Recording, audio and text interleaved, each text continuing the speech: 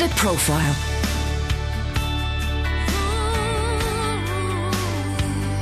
You're listening to Premier Christian Radio. Where faith comes to life. Well, welcome along to today's edition of The Profile. I'm Justin Brierley, and today I'm in conversation with Sir Colin Humphreys, who is a scientist. He's going to be talking to us about his scientific career, as well as someone who delves into some of the mysteries of the Bible as well. And I'm really looking forward to hearing about some of the ways he's come to reconcile and understand some of the interesting parts of the Bible that often leave us scratching our heads. If you're listening to The Profile today on Premier Christian Radio, then you're very welcome to go and re-listen to it as a podcast or tell others about it and share it that way. You can find the podcast of today's show at premierchristianradio.com/theprofile or wherever you find your podcast from. And don't forget that The Profile is brought to you in association with Premier Christianity magazine. We have all kinds of great interviews with all kinds of people in the magazine from month to month, and you can get a free sample copy at our website, premierchristianity.com/free sample. Welcome along to the programme, Colin. Great to have you here. Thank you, Justin. It's lovely to talk to you. I've known of you for some time. This is the first time we've met, so it's really nice to actually be able to see you and talk to you, because I think it's probably the first time we may have had a Sir on the programme as well, Sir Colin Humphreys. Right. When did you receive your knighthood? In 2010. Was that a surprise? Was that come out of the blue for you? It was a huge surprise. I mean, shall I tell you the story? Yes, please do. I want to hear you. Well, this story was I was at work and my wife phoned and she said, "There's a curious envelope in the post, but don't throw it away when you come." And, it's not junk mail. Not junk mail. Well, it's more than that. Worse than that. So she said, it's in an envelope that the Royal Mail have put a plastic cover on, and they said the contents have been destroyed in our sorting machine, right? But anyway, so I go home, and this is true, right? It's this big plastic envelope, Royal Mail on site. They say, we apologise, our contents have been damaged in our sorting machine.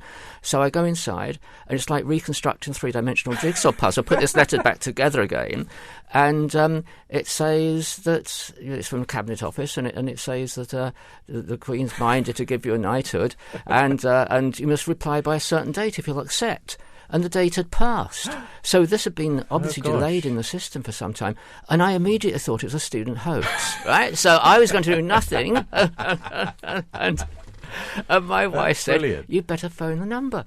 So Just in case. Just in case. That's right. So I phoned this number, and I said, "My name's Colin Humphreys." And this very sort of plummy voice announced, said, "Professor Humphreys?" I said, "Yes." They said, "We've been wondering why you haven't responded." And I said, "Well, the letter was damaged in the post. I've just received it." And so that's how I got got the letter. Yes, isn't that funny though? It is remarkable. Of all the letters to get damaged in the post. Yes, that's right. Yes. Wow. There you go. So don't feel embarrassed to talk about this. But what were you being recognised for in being given that knighthood in 2010? Right, so the citation was Services to Science, but what is unusual is I still do not know who proposed me. So normally normally people contact you or they ask for your CV or something, and there be no contact from anybody, nothing like this. So it's still a mystery to me. I try to find out. I have no idea. Well, perhaps one day someone will let you know. Right, put your name forward. Anyway, science has obviously been your background for a long, long time now. When did you get into science? Was it something that you knew from an early age you wanted to be involved with? So at home, I was actually from quite a poor family, and we really had, just very few books. But one of them was a children's encyclopedia, and so I read this about 10 times as a child, and I was interested in the science aspects. And then I started breeding butterflies and moths and got involved in that, and went to school and was quite good at science. And so I then did A-levels in science, went to Imperial College London, did a degree in physics, and I just stayed in science. I then moved to Cambridge, did a PhD, and I just continued like that. And the specific area you moved in and specialised in was material sciences, especially. Yes, that is right. So initially I got a degree in physics and a PhD in physics, and then moved into material sciences, which is a sort of science of solid materials. Yes. It's a bit more applied than physics. Yes, and that has all kinds of applications, I assume, in terms of technology and that sort of thing, where types of different materials that people use for electrical conduction and all of that sort of thing are very important, obviously. Well, yeah, materials are the limiting factor in almost everything we use. So solar cells, the limiting factor on efficiency is materials. How fast jet engines go, Rolls-Royce engines in planes, how fast they go is limited by the materials they contain. So, it's just about basically really important subject. Yeah, absolutely. And was faith also something that you sort of knew and had from an early age? Yes, because my parents were Christians, and my father was a superintendent of a Sunday school. Oh, right. So we actually went to church 3 times a day. Not a day, on Sunday. 3 times on Sunday, that's right. 3 times a day, a bit much.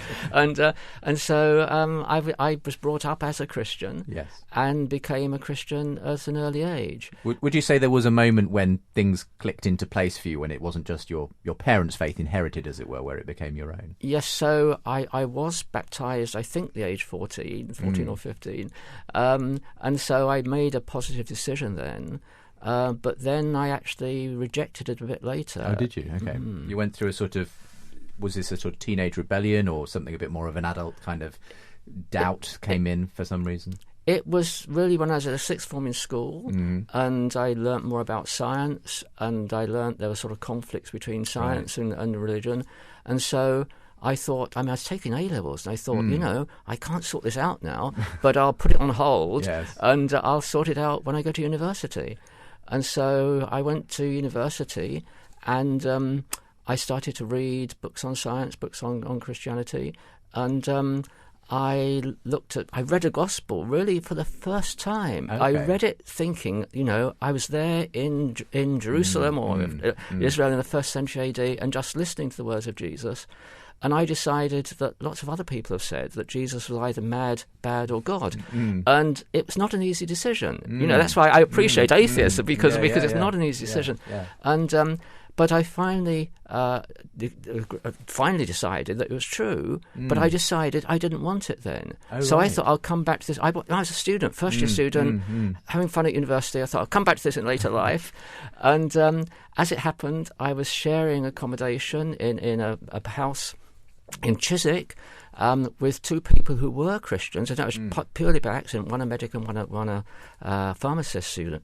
And they went to church, so I went to church with them. And I pretended I was a Christian, so so it was bizarre. And the girls were quite attractive there, so I went to church there as well, right? And then after the church service, we went back to the minister's house, which was very nice. Had coffee and so on, and then we sort of walked back to where we lived. And I was walking back near Chiswick Flyover, I think, with a person I really didn't know as an accountant. And he's turned to me and he said, "Colin," he said, "I want to be a Christian. You're a Christian, please tell me how." And here I was, decided to reject it. Pretending to be a Christian and being asked how to become one. Gosh. So I thought, well, I actually do know how to tell him to become a Christian, but it won't really have any conviction. No. On the other hand, if I say I'm not a Christian, I shouldn't destroy his faith. Right. So I sort of chickened out. You had this quandary. I had this quandary, that's right. Chickened out, and I said, why don't you just go and contact the minister? Which I'm very thankfully did, and he became a Christian. But that night I just went to my room in this house in Chiswick, and I thought, I cannot sit on the fence like this. So I really dedicated my life to God then. Oh, you did? You decided to... I just said then to be a Christian then, not wait till later to leave life. it till later. Right, yes. How interesting. And the things that sparked your uncertainty in terms of coming to see that there was some kind of conflict between science and faith, was that because of the way science and the Bible were presented to you as a child, or growing up in a Christian context? Were there things about it that seemed to conflict with what you were learning in school about the scientific record? Yes, I think, my parents were what are called young Earth creationists, so they believed the world was created, about 4000 BC. And I was learning about radioactivity in schools and radioactive dating, which suggested the world was a lot older than that. Billions of years old. Yeah, that's right. So that was the first order. That was the main conflict I had. How did you eventually come to reconcile that? I reconciled that by thinking the world really was very old, but I have a great respect for creationists. There's a great spectrum of Christian belief. But yes, I believe the world. And that you didn't have to understand the early chapters of Genesis in a particular way. Was that the way that you eventually came to sort of see that there wasn't a conflict there? That is right. That is right. So a lot of the Bible is quite straightforward to understand, but some isn't. And I think the early chapters of Genesis are like that. When you have a serpent that talks, and you have a tree called the tree of life. And there's the last book of the Bible, Revelation, had a tree called the tree of life, and no one believes that's a literal tree, but creationists tend to believe the tree of life in, Book of Genesis is a literal tree. And so you don't have to do that. It's metaphorical language. I suppose it's about, for you, I guess, coming to understand what we are supposed to take in a literal sense and what we're meant to understand as being a different sort of way of genre, let's say, of Scripture and so on. I mean, obviously you went through that whole journey and were able to sort of come out of university as a Christian, someone who had committed to this. What about the rest of your scientific colleagues, though, as you were doing more research and teaching and so on?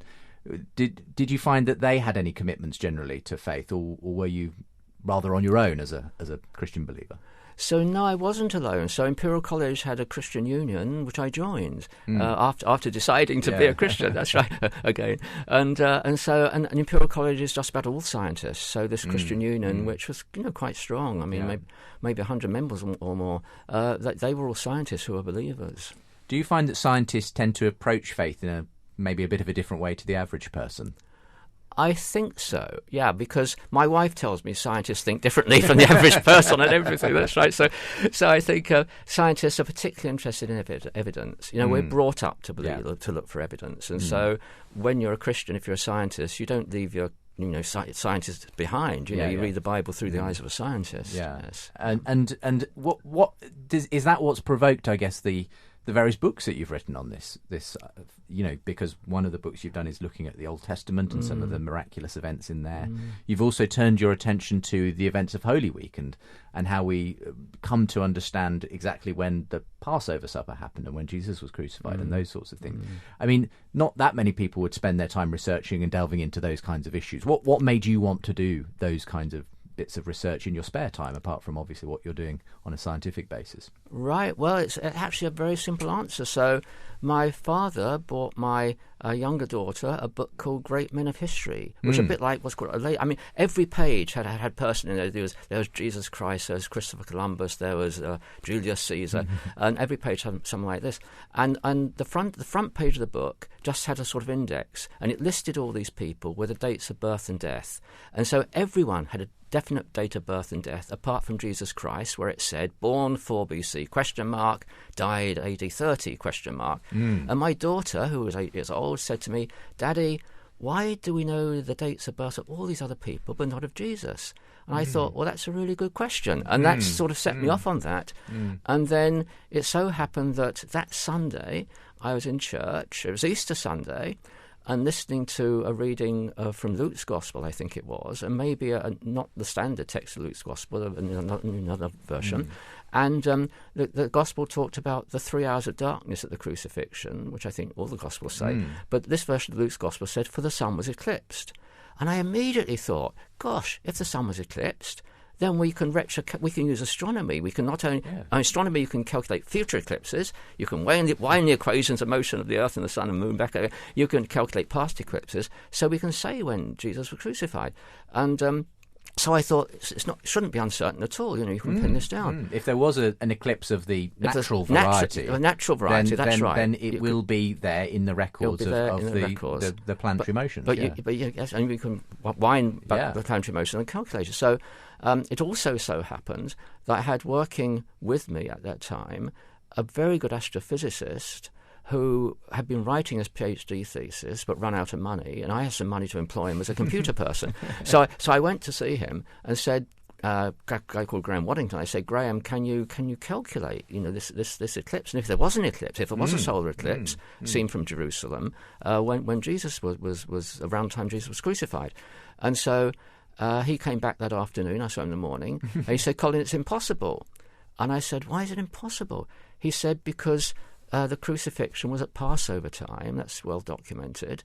And Passover time is full moon time. And you can only have a solar eclipse at new moon time. And so I thought, gosh, that's interesting. And so then I looked at what Luke actually said, and I found that only half of the ancient manuscripts of Luke had these words, for the sun was eclipsed, added. Right. And what the Greek actually says is, for the sun's light failed, right?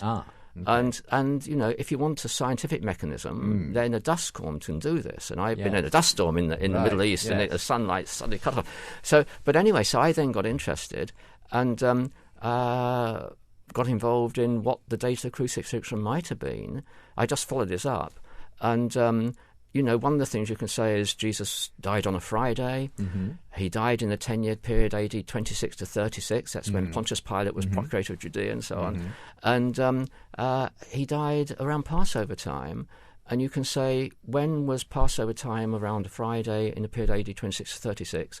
And you can start to rule out some of those dates. So you start to, by a methodical process, say, OK, according to what we know from the Gospels, we can rule out this date, this date, this date. That's right. Did you manage to arrive on a date in the end? And I arrived on a date in the end, that's right. What was that date? And that was the 3rd of April, AD 33. Right. And that was one of the most popular dates of the crucifixion. So if you look at theologians and what they believe, the most popular date is AD 30, but the second most popular date is AD 33. Well, it's very often out there in the general culture that Jesus died around the age of 33. That seems to be a popular sort of age that people have landed on, and that obviously fits your calculation. So what struck you as the most likely reason for this this darkening of the sun then? Was it some sort of a dust cloud event, or simply a supernatural event? What do you think might have been behind that? I mean, as a scientist, I look for natural events first for any miracles, because I also think that they are supernatural, and that God is working in, with, and through the nature He created, and that's what God would normally do. God works with what's already there. That's right, exactly. And so I think if you want a natural mechanism, and I suspect it was, then a dust storm makes sense. Yeah. And there's an early writing. It's called the Sibylline Oracles. It's in the New Testament Apocrypha, and it's talking about the Messiah. And it says dust was brought down from heaven and blotted out the sun from noon. So that's almost that's saying this was a dust storm. So there's some evidence. But then, of course, I suppose there are some miracles or things that simply are miraculous. The resurrection of Jesus Christ for a start. I mean, would you ever try to give a naturalistic account for that, or is that simply a direct, as it were, intervention of God going against the natural laws? Right. So I thought quite hard about this. That's right. And I think there were so many apparently natural laws broken at the resurrection. So it's not just the empty tomb. It's that Jesus appeared afterwards, through locked doors with his disciples, and that's sort of emphasised in the Gospels. And so to go through locked doors is something which we don't normally do, and just the ascension afterwards. So Jesus just goes up to heaven, as it were, in a bodily form. So I think that God was breaking His own laws then.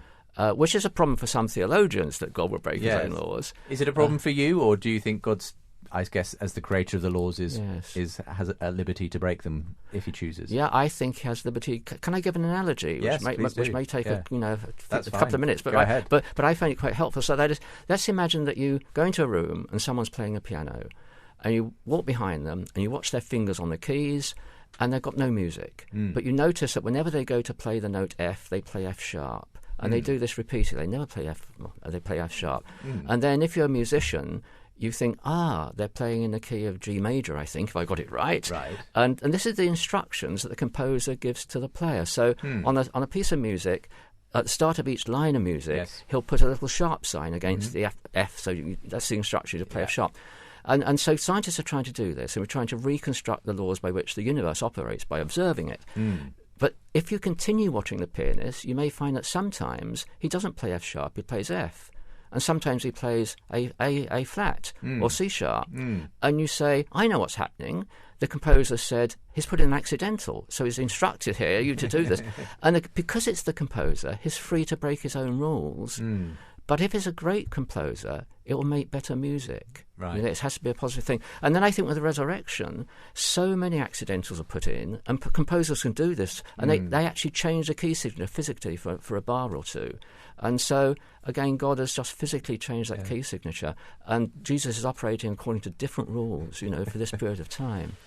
Now, you said there were a number of other Christians around you in your scientific profession. I mean, going forward in that, the ones who weren't, did they ever sort of see your Christian faith as in any way in conflict with the science that you were doing, or did it never really come up in the laboratory sort of setting? It comes up from time to time. So a few years ago, I had 3 new research students, and I went through in the morning. I said, this is what your projects are going to be. In the afternoon, one was from China, and there's this knock on the door. And most Chinese students, when they arrive, are really quite obedient, and they don't question you. But this one knocked on my door, and he stood there. I said, well, can I help you? He said, I'm told you believe in God. So it's the first day is there, you see.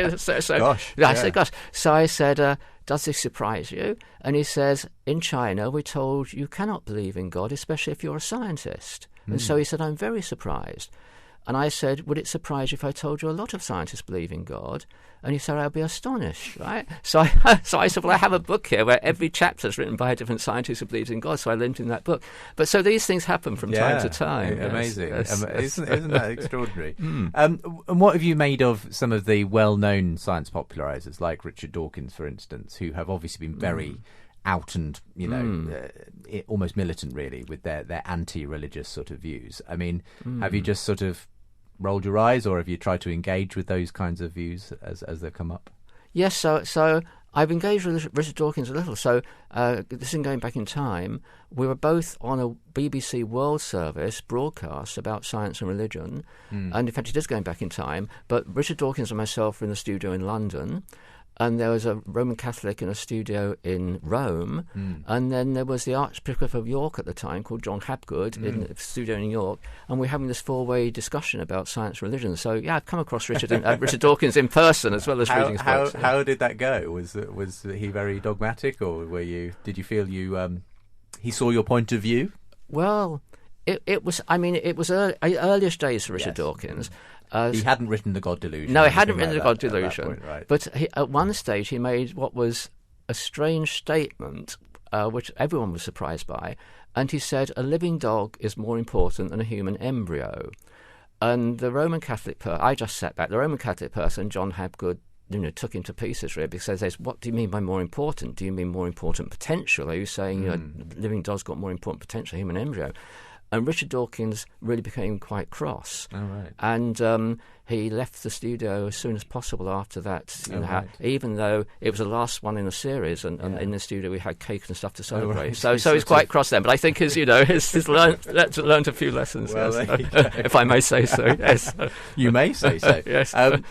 Fascinating stuff. We're going to talk in the next section a little bit more as well about some of the research you've done into Old Testament miracles, which is very interesting research you've done in a book which is called The Miracles of Exodus, a scientist's discovery of the extraordinary natural causes of the biblical stories. But just before we get to that, just give us a sense of how your career progressed. You obviously did the physics degree, and then you went into this whole area of material sciences and so on. And many people will know you for the work you've done in biblical issues around these things. But what sort of advances would you say you've been able to contribute to scientifically? And give us a little flavour of how your career has panned out in that kind of a way. Right. So I've been a sort of scientific nomad, and I've wandered around a bit. So I first degree in Imperial College London in physics. I came to Cambridge in the Cavendish Laboratory, got a PhD in physics. I then went to Oxford into the metallurgy department there. So that's when I made that move from physics to what was then called metallurgy. And metallurgy now broadened into material science, a whole range of materials. So at Oxford for a number of years. Then I went to Liverpool as head of department of materials engineering in Liverpool. And I came back to Cambridge as a professor in Cambridge, and then after a year was head of department of the materials department in Cambridge. So that's a sort of journey I've done. And recently, I should say, I've left Cambridge and come to Queen Mary this year in London. Right, gosh. So you really have moved around quite a bit.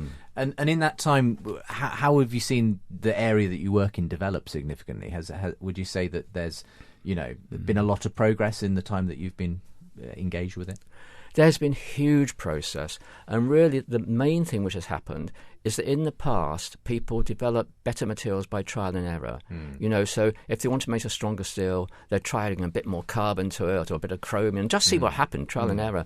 And now we understand sufficient about the science of what's happening. We can design new materials from first principles and design things which don't exist in nature. Materials don't exist in nature. And so it's this materials design element for a particular purpose which has changed the subject dramatically. And I'm sure that your research has been involved, at some level been responsible for some of the gadgets we hold in our hands, our mobile phones and things like that. All of these require very specific kinds of materials in order to make them do the jobs that they do, don't they? Yeah, they do, that's right.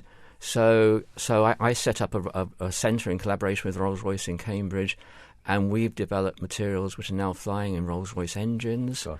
And it gives them a competitive advantage over their, competitors in the USA. Yeah, absolutely. And then more recently, I've been working on gallium nitride LEDs, light-emitting diodes. So all the low-energy LEDs you buy in the shops now are based on gallium nitride, and my group developed a way of making them more cheaply.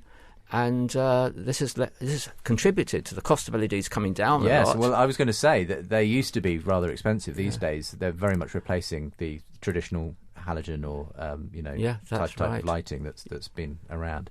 Very interesting. Yes. We're going to continue this conversation here on The Profile. My guest today is Cambridge University scientist Sir Colin Humphreys, and we're going to be talking about the miracles of Exodus in the next section of the programme, because as well as being a scientist, Colin has turned his hand to a great deal of looking into the history of the Bible and the miracles there.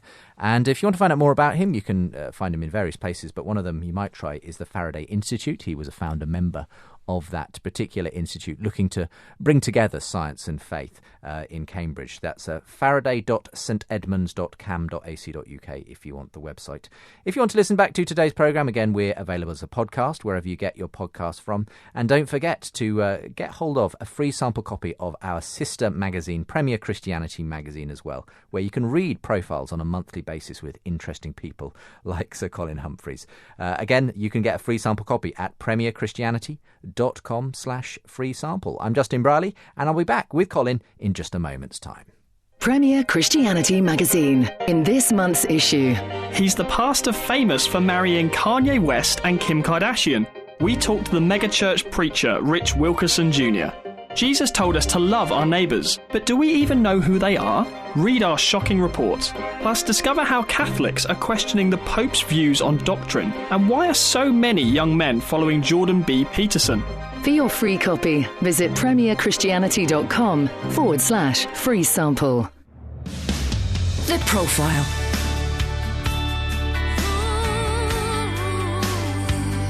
You're listening to Premier Christian Radio. Where faith comes to life. Welcome back to the second part of this week's edition of The Profile here on Premier Christian Radio, and listen to around the world as a podcast. Find out more at premierchristianradio.com/The Profile or wherever you get your podcast from. And don't forget to subscribe to Premier Christianity magazine. And if you're not sure about it, why not ask for a free sample copy? We send out hundreds of those every month to people who simply ask at the website, premierchristianity.com/free sample. It's a great pleasure to have on The Profile with me today Sir Colin Humphreys, Cambridge University scientist, and someone who's also dedicated a lot of time to looking into the history of the miracles in Scripture and the dating of Jesus' crucifixion and other interesting aspects like that. We're really looking forward to getting into the question of some of these really interesting and dramatic Old Testament miracles in this section of the programme, Colin. But before we get into that, fill in a few of the gaps we haven't heard about yet about your life. You're married, obviously. When did you meet your wife, and what were the circumstances of you coming together in that way? So I met my wife at Imperial College in London. When I was there were 3,000 men students and 100 women students. And I was sharing a room with another physics undergraduate at the time in the third year. And he came in one day and he said, "I've discovered a new woman at Imperial College," right? They're a very rare breed at that time. Very rare breed, yes. And so He said he was going to date her, right? But I won't go into detail. I can imagine that there was a lot of competition given the very varying. That is right. Yes. So firstly, I take it your wife also came from a scientific background, then. So she was doing chemistry, right? Euclid Imperial. That's right. Yes, I see. Yes. And you were one of the lucky 3,000 who got one of the one. That's right. Yes. Well, there's probably some scientific reason for that as well. But anyway, love blossomed, and right. And obviously, did you both continue in scientific careers, or did things change after? Yes, my wife went into teaching, so she did. In fact, I went out with her a few times at Imperial College, and then I went to Cambridge to do a PhD. And by chance, as it were, in quotes, got chance, my wife went to Cambridge to do a PG postgraduate certificate in education to become a chemistry teacher. So you were moving in the same direction. Moving in the same direction, and I happened to meet her in the street outside King's College. On the first week, we were both there, and we just by chance met in the street. I said, let's go and have a cup of coffee, and then we started going out again. Gosh. So that's what happened. There Yes, you go. yes. And what about your relationship with church throughout all this? Did you simply sort of continue going? Were you being invited to talk about how you put your science and faith together? What began your interest in actually doing what you do now, effectively, through Faraday Institute in terms of helping Christians to bring science and faith together? Right. So yes, we went to church in Cambridge, and I've actually never gone to a particular denomination. So I just go to church where I feel most comfortable in. And so I went to an Anglican church in Cambridge. When I was brought up, I was in a Baptist church. I've been to United Reformed churches. So I've gone to church. And then I've been asked to talk occasionally, and sometimes a bit more than occasionally, on science and religion. And so that's how I got... When you're asked to talk, you have to think about what you're going to say, and so you get more involved then as well. Absolutely. And eventually getting involved with organisations like the Faraday Institute and so on. Do you think that those sort of organisations that exist to help Christians bring science and faith together are more needed today than they were perhaps when you began, as a young scientist, because perhaps there's more scepticism around these days and more of that narrative that there is this apparent conflict between science and faith? Yeah, I think they're very much more needed. I think that Richard Dawkins has actually been very successful. I mean, his persuaded so many people that there is this conflict, and has been very successful. And I don't think Christians have done enough to counter this, in fact. So, I admire him for his success in the way he writes. And I also think that people now believe in science so much more. And I sometimes think, going back, there's a guy called Billy Graham had all these rallies, and in his sermons, he used to always, so when he talked, he would say, the Bible says, and people thought the Bible had authority then. But that's not a given anymore. No, not at all. You can say that now, and they say, so what, people will say. Yes, yeah, absolutely. And I think that there has been a major shift culturally. Yes, we live in this much more post-Christendom age where there aren't the shared assumptions in that kind of way. And in a way, have you had to sort of, in that sense, I guess with every generation of students you come through, do you find that they're more sceptical each time, or do you find it's the same sorts of questions that are being asked every time that you meet new scientific students? I think some of the questions are the same. So, creation and evolution keeps coming up. Yeah. And some of the questions are different.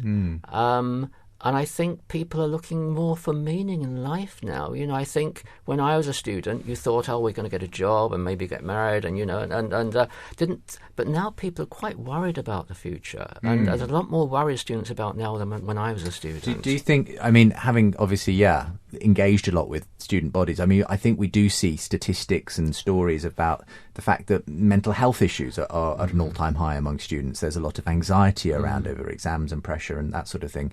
Perhaps it's part of the effect of living in a social media age where we all feel far more exposed, and that we have to keep up with our peers and everything else. But you sense that you've seen that just in the students you engage with. I think very much so. That's right. And in college, I'm in Cambridge.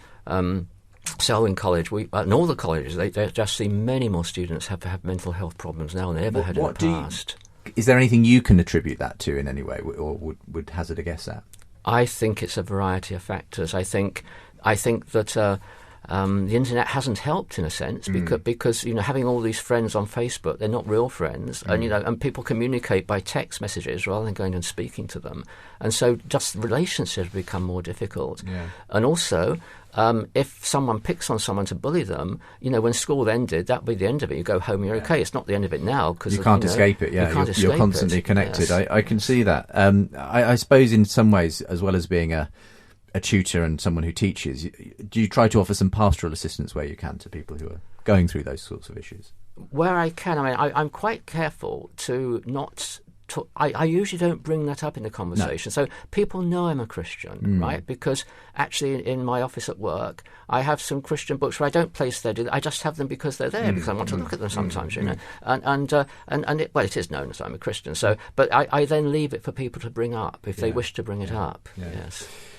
Let's talk about some of the work, really interesting stuff you've done on the issue of Old Testament miracles. There was some articles that did the rounds a little while ago talking about the fact that you believed you had pinpointed an event that many people, especially skeptics, would assume is just some sort of mythological event in the Old Testament, the sun standing still in the story of in Joshua, and that's that can be found in Joshua 10.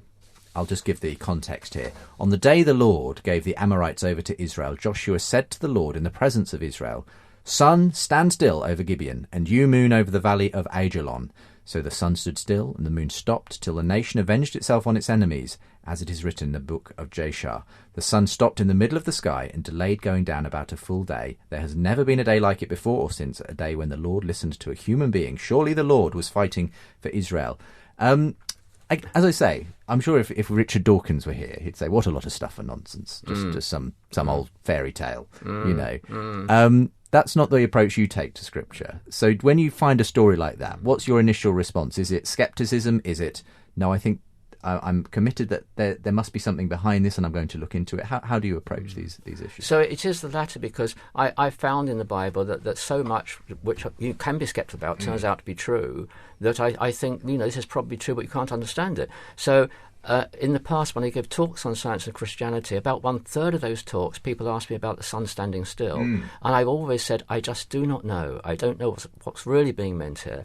And then I thought to myself, I really should look into this in more detail. And so I thought, let's see what the Hebrew actually says, which, of course, is the obvious thing to think. Go to the text. To the text. Yeah. And I don't know Hebrew, but I have what are called concordances. And so I looked up what this word, which was translated in the sun stood still, Hebrew was called dom, I think, what it actually means.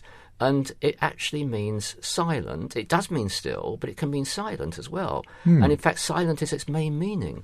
And so I thought to myself, well, what does it mean if the sun's silent?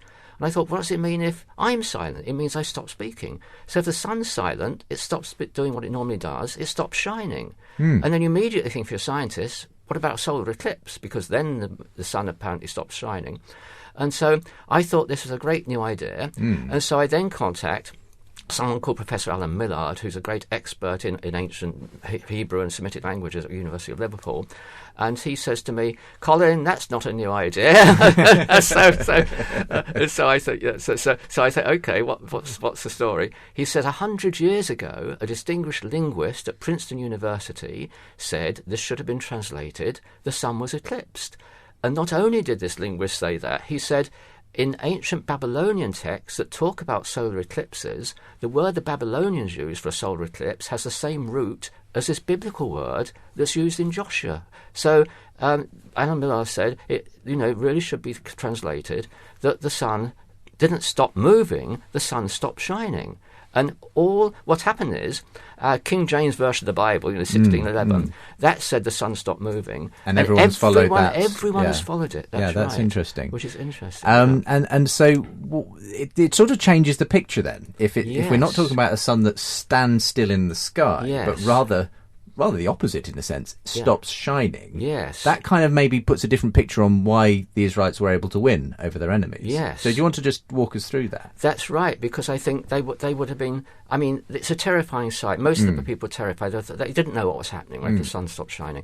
And so here's the Israelites who were chasing their enemies at the time, these Amorites, and they were already winning the battle and chasing them. And then suddenly this event happens in the sky, and the Israelites are winning, and the Amorites think, God's on their side, and they complete a victory.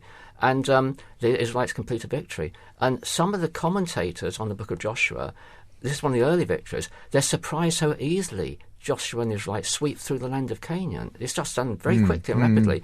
But if this would have been seen, this eclipse on all of Canaan, and they would have said, "Look, God's on the side of the Israelites." They would have been terrified. Yeah. So I collaborated again with Graham Waddington, who's a great astronomer, and you worked out when that eclipse might likely have been. We worked out that there in the time period for Joshua being in Canaan, if you say 1500 BC to 1000 BC, and it's definitely in that period, right? Then there's only one solar eclipse visible over Canaan, and the date of that eclipse fits very nicely with the date we think Joshua was there in Canaan anyway. Right. So it's a unique it feels solution. Like different pieces of evidence came together to give you this hypothesis. That's right. Yes. Very interesting. And as you say, so often we are guided by the way people have translated certain bits of scripture, and that then informs what we think must be going on. But then you go back to the text and you realise, maybe there's a different way of understanding this particular miracle. I know that you've done that with other examples. So talk to us about probably one of those miracles that is one of the best known from the Old Testament, the parting of the Red Sea. In the story of Exodus, Moses and the people of Israel passing through as they escape from the Egyptians, chasing them hot on their tail. And then, of course, the waters coming down on the Egyptian army as they try to catch up with the escaping Israelites. We've seen it in many, grand epic films, both old and new. But I think, again, a lot of people would be saying, well, it's just a story. It's just one of those, it's tales, if you like. Again, what made you want to look into that, and how did you come to actually start to think about that from a scientific point of view? Right. Well, actually, this is a really interesting case because the Bible is explicit that this was a natural event. The Bible actually says that Moses stretched out his hand over the waters, and God sent a strong east wind which blew the waters back all night. And as a scientist, I immediately thought of a scientific mechanism. So I'll just give a simple explanation. Have a glass of water. You can do it at home. It's pretty obvious. Don't need to do it. Glass of water, fill it up to the top, and then blow over the surface. You blow the water back, and it falls out of the other side of the glass onto the floor, right? It's just obvious.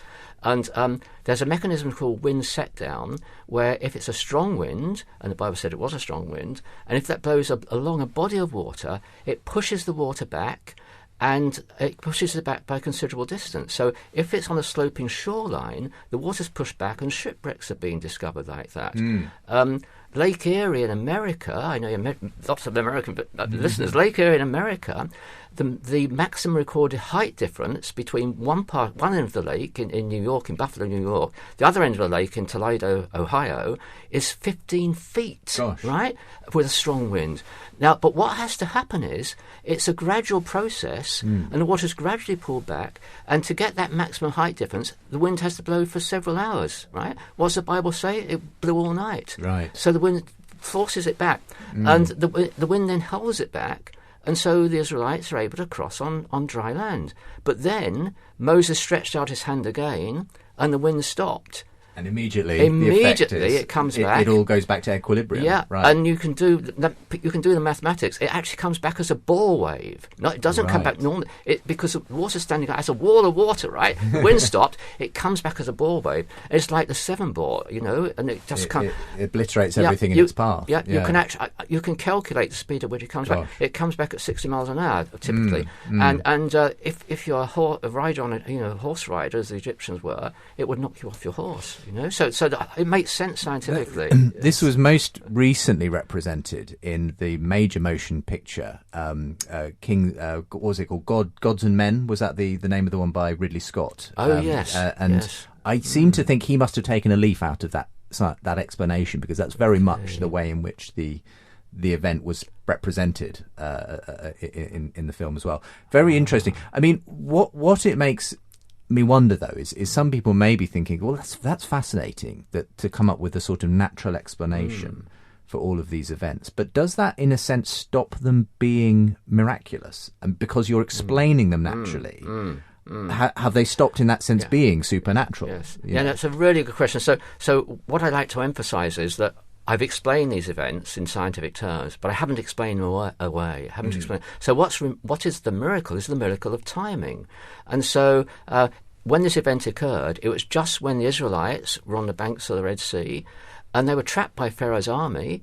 And if this event had happened 1 day later or 1 day earlier, they would have been. It wouldn't have made it. Just this precise timing, and that's the miracle. And I think we've got a lot to learn from that, because I think God does a lot of miracles today like this. These things which we call chance events, are actually in God's eyes, not chance events. That's very interesting. And so in that sense, you're not saying miracles don't happen. It's just that what we often term a miracle is actually God using a natural event and God's timing and purposes being fulfilled through that. Yeah. Yes, that's right. What other miracles would you look at in a similar vein in the Old Testament in the book that you wrote? So I think quite a lot of them, actually. I think people before me have looked at the 10 plagues of Egypt, and they are actually a sort of connected series of natural events. Okay. Could you take us through them? I know we haven't got oodles of time, but I'd be fascinated to hear how they maybe feed off one another in a kind of a logical sequence. Okay, I'll have to remember in the correct sequence. so it's hard. But I just start. So the first miracle is the water of the Nile turned to blood, right? And so there's a natural mechanism for that, and the natural mechanism is when algae do what are called blooming. And what happens is, when the temperature's high and there's nutrients in the water, algae can turn blood red, and they emit toxins. And all the fish die because they emitted toxins. This still happens today. So you could just Google algae blooming, toxins, fish dying, and over the world, America, all sorts of places, hundreds and thousands of fish will die. So this is a natural event. And I'm sure people liken it to the first of the plagues of Egypt when it happens in a natural setting. Yeah, they do sometimes. That's right. In newspapers will say it's like the plague of Egypt. That's right. And then I think the next plague is of frogs, and they go into people's houses, and that's because I think the frogs are living in the water, and the water turns toxic, right? And so they get out. They lose their natural habitat. The fish die, which is recorded in Exodus. Yeah. The frogs actually leap out of the water, and they just go on land, and they go into people's houses, and it's this plague of frogs in people's houses. And then the frogs die because they don't have food in the people's houses, nothing to eat. And then the plague of flies comes because of all the dead frogs, the flies come. And so you can go on through the 10 plagues like this. So there's I mean, I'm just looking it up now because I can't remember off the top of my head, but you've got the water into blood, you've got the frogs. Yes. You've got the lice, or the I suppose that's the flies really was what's meant there. The fourth plague of Egypt was creatures capable of harming people and livestock were struck down. And then there was diseased livestock, the boils, hail and fire, locusts, darkness for 3 days, and of course the death of the firstborn. So you think there's a sort of a natural kind of... There's a natural sequence. It's broken with the hail because that occurs not linked to the previous ones. No. But what is very interesting is, following the hail you get the swarm of locusts. And locusts are always flying around there in the Middle East, but they lay their eggs 4 inches deep, and so it has to be soft sand, soft soil, and it has to be damp soil. And so this hail which comes down will have really saturated the soil and made it damp. So the locusts come and lay their eggs there, and you get the plague of locusts. I see. So that's all, and then the crops are eaten by the And in a sense, the other question that might be playing on people's mind is, in a sense, we all know the story of the 10 plagues and the way in which it was used to, enable the people of Israel to be set free from slavery and so on. But of course, so it may still sit uneasy with people. They think, did God have to use this kind of very dramatic and in a sense violent, ultimately with the death of the firstborn way of getting through to Pharaoh in order for the people to be released? Not everyone likes the implications, if you like, of these kinds of tales in the Old Testament, where obviously people died. There are, physical events that at the hand of God which cause these things. How do you respond, in a sense, not just as a scientist looking at the interesting, you can kind of stand back and look rather objectively at it and say, isn't it interesting? But to the fact of the Old Testament does contain stories in which these acts of violence essentially occur.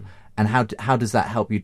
How do you reconcile that with the God of love we obviously find expressed in Jesus Christ? Right. So I mean that is a good question, and I would say with the plagues that on the one hand it was Moses versus Pharaoh, But it's quite clear from the story, it's the God of Moses versus the God of Pharaoh. I mean, that's a subtext all the way along. And Pharaoh has every opportunity to back down, and so the plagues get more severe. I mean, the first plague, the river Nile turning to blood, I mean, that's not terribly bad for the Egyptians, because the text of Exodus actually says that they dug by the banks of the Nile and they could drink water then. And so this is a nice idea of early filtration, that these red poisonous algae are being filtered out and the water gets through, right? And they should drink it. But then each plague is more and more severe, and Pharaoh can back down at any time, and he doesn't. And so I think in God's great salvation plan, it's important that the Israelites leave Egypt and they get to their promised land. And so how are they going to get there unless Pharaoh eventually backs down? And it takes the death of the firstborn for Pharaoh to say, you can go. But it's ultimately Pharaoh's hardness of heart that is bringing the judgment. Yes, that's right. It's very interesting stuff. Thank you so much for sharing. The time's flown by, as it always does on the profile, and so much more that it would be interesting to cover here. I suppose what's interesting to me is that you obviously come to the text as a scientist looking for scientific ways of understanding it.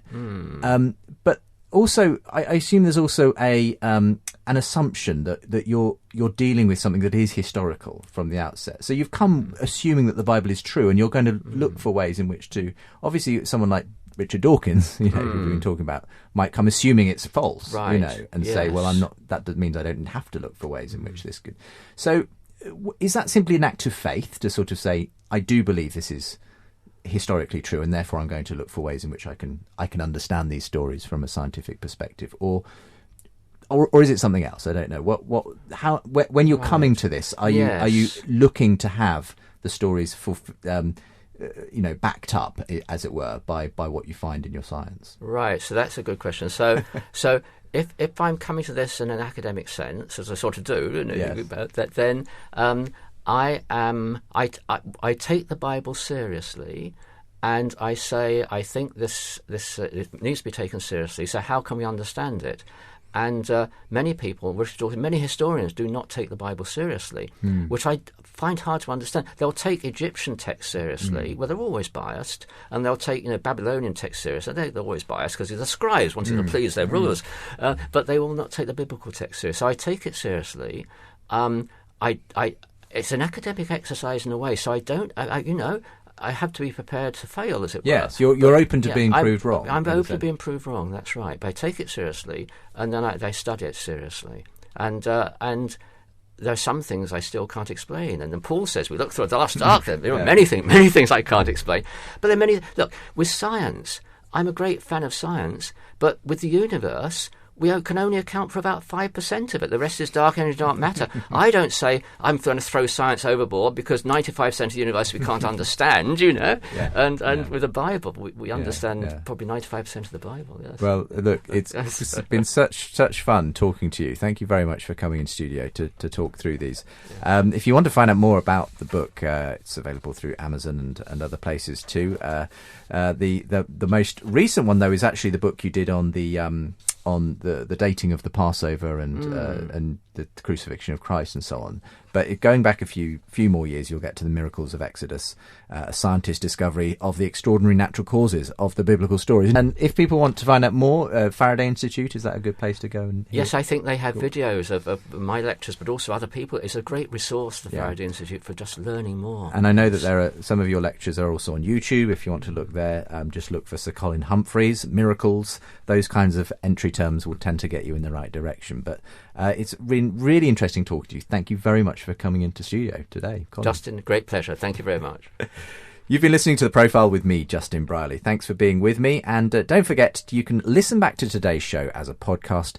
Go to premierchristianradio.com/The Profile. And don't forget, while you're there, to ask for a free sample copy of our sister magazine, Premier Christianity. You can find the free sample at premierchristianity.com/free sample. We'll have another interesting guest for you at the same time next week. For the moment, coming up next, Premier Playback, playing you some of the best bits from the past week.